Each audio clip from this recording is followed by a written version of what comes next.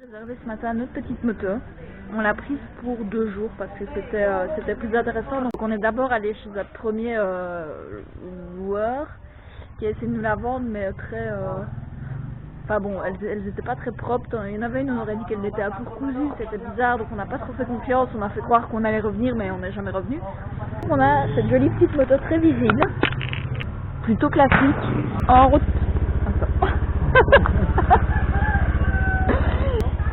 Voilà.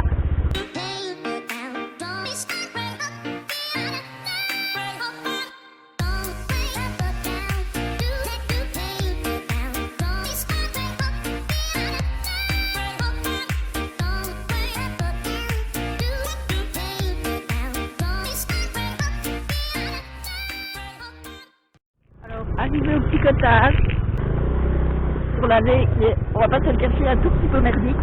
Et ça se termine par des graviers. On a déjà testé les graviers, la moto n'aime pas du tout. Donc on a réservé, je crois que c'était 10 € la nuit. On dort en fait dans des petits bungalows très sympas, qui ressemblent un peu à ça. Qui ressemblent totalement à ça, en fait c'est ça.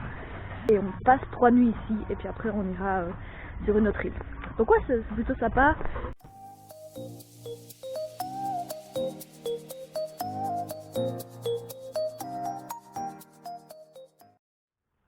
À White Beach, donc on a pris la moto jusqu'ici, on a dû payer 2 fois, on ne sait pas trop pourquoi, une fois soi-disant pour le gouvernement, une fois pour pas le gouvernement.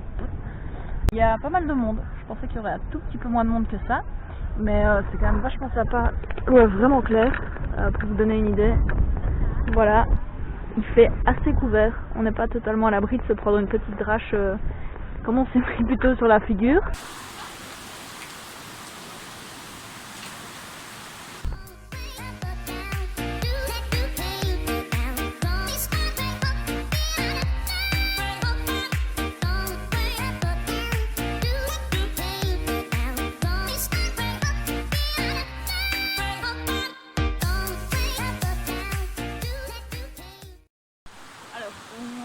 Aujourd'hui pour les Kawasan Falls. J'aimerais vous dire que le nom est plat de sagesse et veut dire plat de truc, mais en gros on n'a aucune idée de ce que ça veut dire. Ici on n'est pas encore aux chutes, mais on longe la rivière pour y arriver. Et pour vous donner une idée, l'eau est vachement claire. On vient d'arriver aux falls. C'était un petit peu éprouvant. On a monté beaucoup plus d'escaliers qu'on pensait, donc on a marché pendant encore 20 minutes. Cela dit, ça en valait clairement la peine.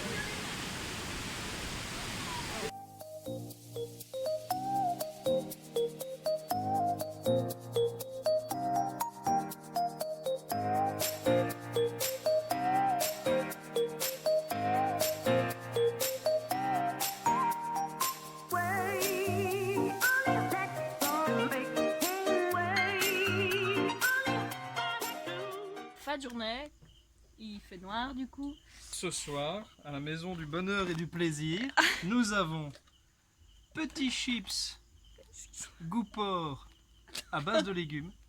Parce que on mange sainement maintenant. Voilà. Oui madame. Petit litre de Red Horse, qui est une bière qui est vraiment pas mal ici. Et petite série Netflix. Nous sommes très contents de pouvoir regarder Netflix en fait comme des Européens normaux qui n'avaient absolument pas besoin d'aller à l'autre bout du monde pour faire ce genre de choses.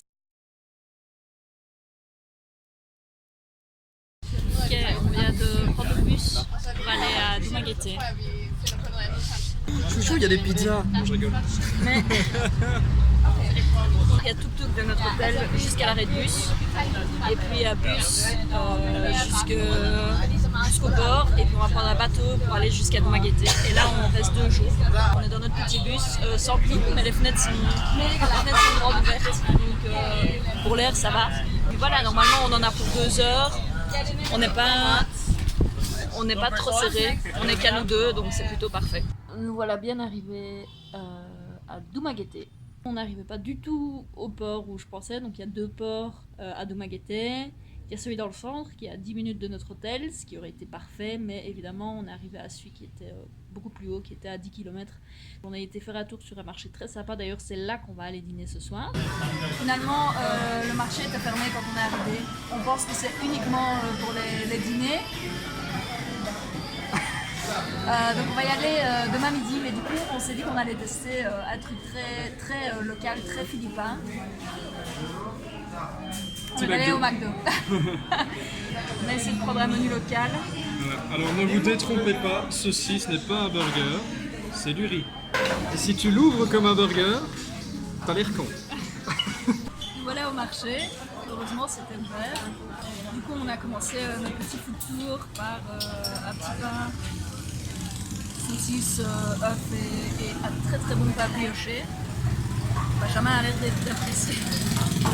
On vient de tomber sur un genre de défilé des fraternités de l'UNIF locale. C'est assez fou parce que c'est vraiment un système de fraternité comme aux US, donc ils sont des milliers, je pense.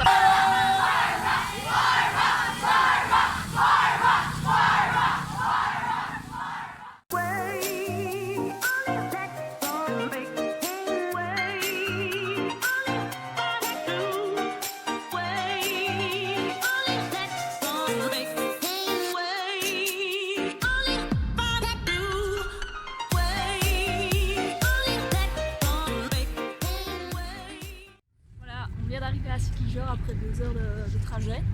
On est à 20 km de là où on a pris notre hôtel. Et on doit prendre un tuk-tuk normalement, mais apparemment ça coûte assez cher, donc on va essayer de voir un peu ce qu'on trouve. J'ai eu le plaisir de pouvoir regarder une série philippine avec beaucoup de bastons, aucun sens. What the fuck. Ouais, c'était sympa. On vient d'arriver et c'est absolument génial. Donc, on est sur petite maison en bois, des familles. Et alors surtout, donc déjà on a ce hamac, ça fait un peu effet saucisson sur moi mais c'est plutôt sympa. Et surtout on a cette vue le matin. Bon, à mon avis on va partir sur un très beau coucher de soleil ce soir, ça va être assez sympa. C'est vraiment un endroit de rêve quoi, donc Sikijor, si vous venez aux Philippines, faut faire, c'est bien. On est en train d'assister à un coucher de soleil du feu de Dieu. Sauf que quand j'essaye de me filmer, la caméra fait le mise au point sur ma sale gueule qui est tellement blanche que ça éclipse totalement le coucher de soleil. Du coup, voilà.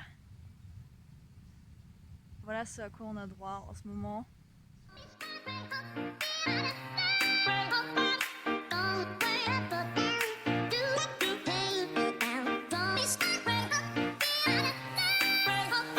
Bienvenue à Paliton Beach.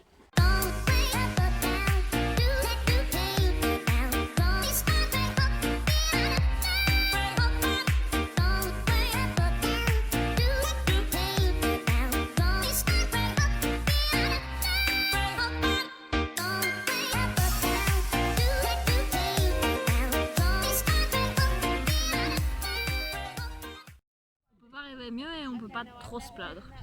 A priori. A priori non. Si. J'aurais bien pris mon maillot avec. Ah oui, il est possible qu'on ait oublié de mettre le maillot de Benjamin dans le sac et que du coup il soit obligé de se pédir en slip. Alors jour 2 à Sikijor, on est en route pour aller voir des falls. Et donc on est arrivé, on a parqué notre moto et alors le petit garçon qui nous a fait parquer notre moto a essayé de nous refiler un guide. Il faut savoir qu'il y a 300 mètres jusqu'à l'entrée des falls, donc on a dit ça ira, pas besoin de guide. Et donc à la place d'un guide, on a trouvé un petit chat. On est plutôt parti sur le guide version chat, qui a priori demande juste à être payé en papouille et pas plutôt avantageux pour nous, il est très doux. On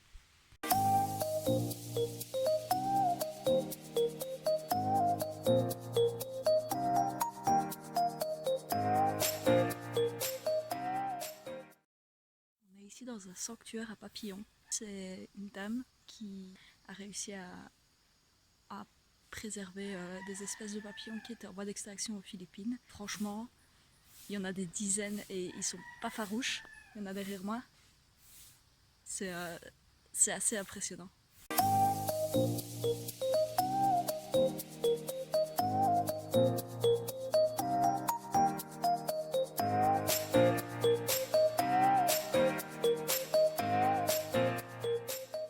En direct depuis Tubod Beach, petite plage à 5 minutes de chez nous, sans prétention mais qui a du très beau snorkeling. Benjamin est parti plonger ce matin, Petite image à l'appui. 3, 2, 1, go! Alright. Okay.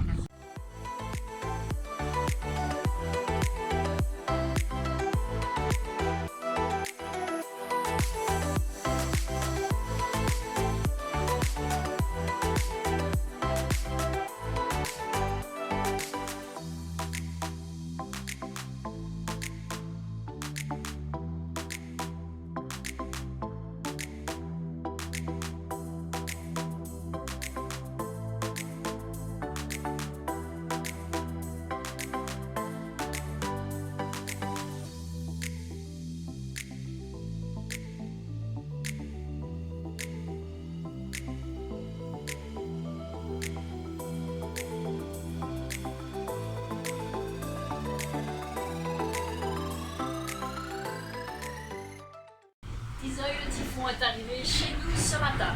Ça fait plusieurs jours qu'on nous prévient qu'il va y avoir un typhon qui va arriver. On n'a absolument aucun risque ici. Cela dit, il n'a quand même fait arriver en grande pompe parce qu'on s'est levé le matin et il y avait un vent de malade.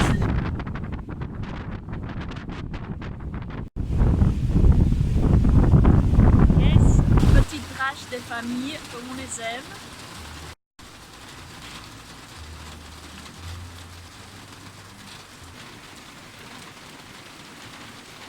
D'affronter le typhon, on a été positif, on s'est dit qu'on allait quand même faire quelques petites attractions qu'on n'aurait pas dû. Je n'ai plus un poil de sec. On est complètement voilà, trempés, on dégouline de partout.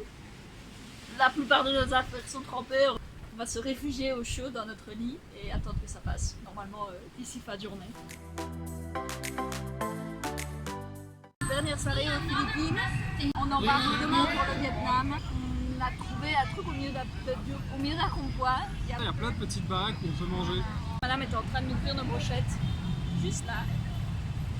On a pris des petites brochettes chacun, on a pris du riz dans des feuilles de banane tressées, je pense, et on s'est pris des petits mango shakes. On a droit à des jolis gants parce que ce soir on mange sans couvert. Petite démonstration. Et on va profiter de cette dernière soirée.